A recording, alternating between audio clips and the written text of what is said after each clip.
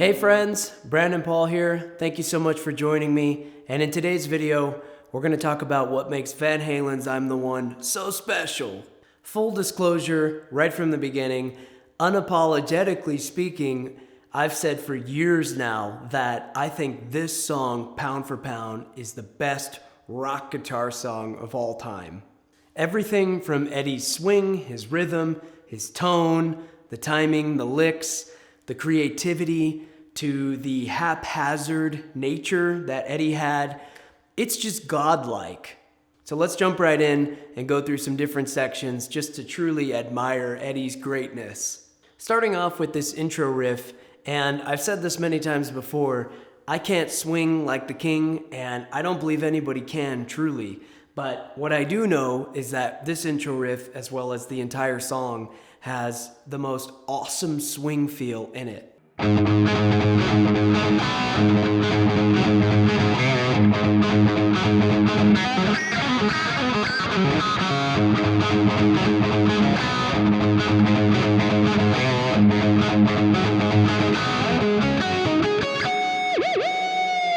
That alone right there sets us up for the most godlike performance on guitar ever. So something that I learned with all Van Halen songs, not just this one, is that if you were to break down these songs really slowly in tempo, you'd still have that shuffle feel.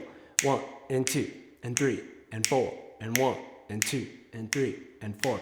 It's like they never lost sight of that, and that's such a huge differentiator between not only Eddie's guitar playing, but Van Halen in general. So moving on to this next riff where the drums come in as well, we've got this A blues awesomeness going on.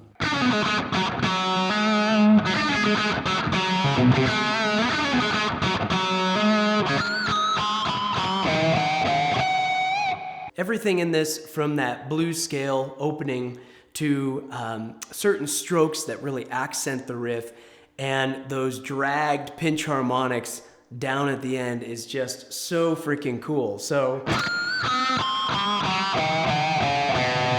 I just love that he's like tugging each note each time along the way and going down that blues scale, and it's just so cool. So the next thing is the EVH scale, or the Eddie Van Halen scale. Or certainly I like to call it that, and I've heard a few other cats say that as well.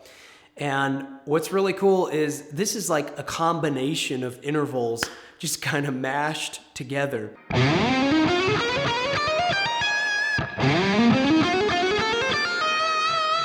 Super common in a lot of his tunes and solos, like I said, not just in I'm the One. And there's actually another time in the first solo, which we're going to play here in a minute, that he opens the solo with that EVH scale. Now bringing us into that first chorus, I want to talk about some of the fills that are in there. They're just so creative.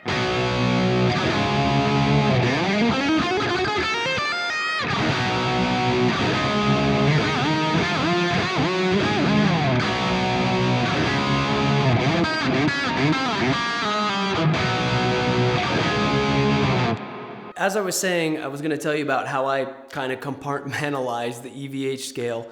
It's this mix of intervals, as I was saying before, but I look at it in like a shape. So with this one, I know that that's referring to like the E EVH scale, or as in like the root note of E. Anywhere you move that around, you can look at it like that. So that's where that would be.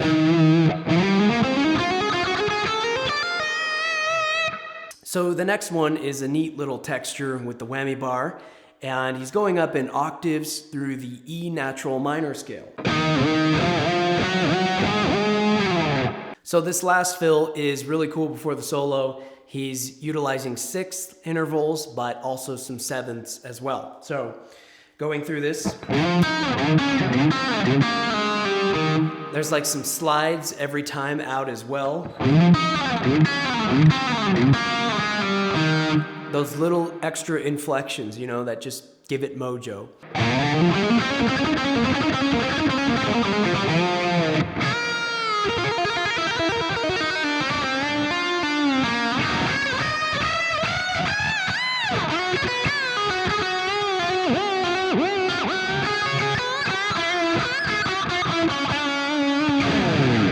Before we move on, please give a thumbs up to this video if you're enjoying it, and definitely consider subscribing if you're liking what's going on here. I've got a lot of content every single week, and you don't want to miss out, right? Okay, let's get back in it. I did do a cover of this solo a few months ago when I had intense amounts of time spent on it. If you type in on YouTube or Instagram anywhere, Brandon Paul, I'm the One solo, that should come up. I hope you like it. Quickly breaking down this solo, he's starting with the EVH scale, thinking over B.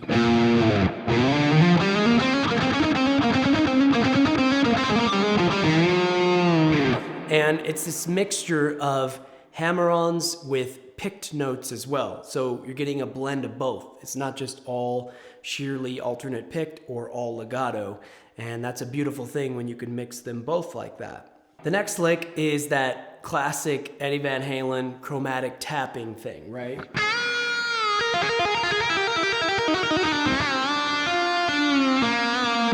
The hardest thing I would say though is the bend from nowhere. That's what I'm gonna call it. So this is what I'm talking about. And then bending right here. It's not the sake of bending that's difficult. It's just that you have nothing to go off of and you're essentially trying to produce a strong bending sound on another string coming from another one. Anyway, moving into the second half of the solo, it goes into D minor, which is cool. He's got these unison bends to start. Going into this last lick, I totally think of Eric Clapton because that was one of Eddie's biggest heroes. This definitely is like classic Clapton bluesy phrasing.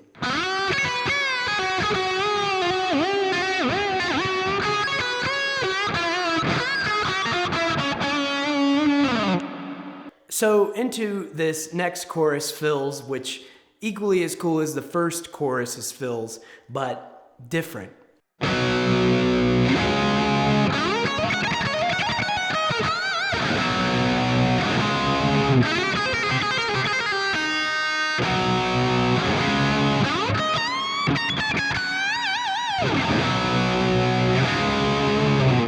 What's cool is the switch of the scales, and I don't know if he was thinking about this consciously, but breaking it down as a music teacher, it totally fascinates me.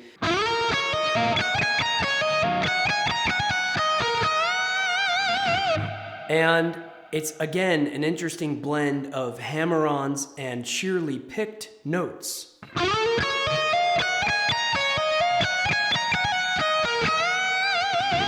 Instead of just one or the other. Now the next one goes down the octave and plays around the E major scale.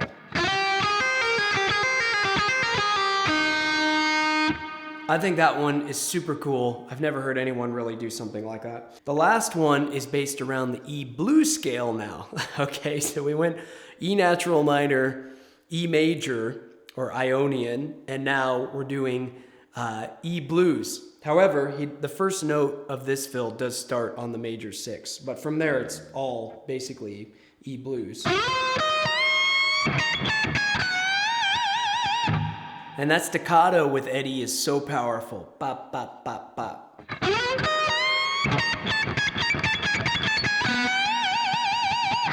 Jumping ahead now to the bridge, I love that he does this chromatic lick that kind of walks all the way up. And it's starting from that first A position. Technically, the first note is on the flat 5, but moves that up chromatically, which again means just consecutively, kind of note for note, up until he reaches a high A.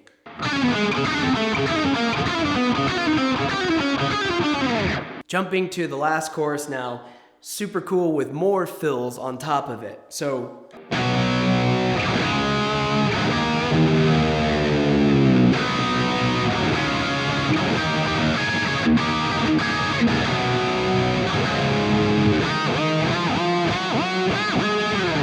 the first fill being that classic Van Halen kind of dive bomb, flick the open string, dive the bar, super cool.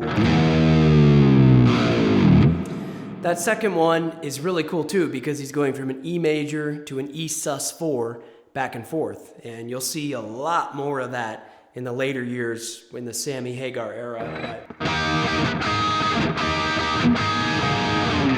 What's also really cool to note is that a lot of times he would interchange these power chords from C5 to D5 and make them C major, D major, or C5 over G, D5 over A, and without being too fancy about that. Basically just switching from a power chord to a major chord and an inversion. So let me show you what that looked like.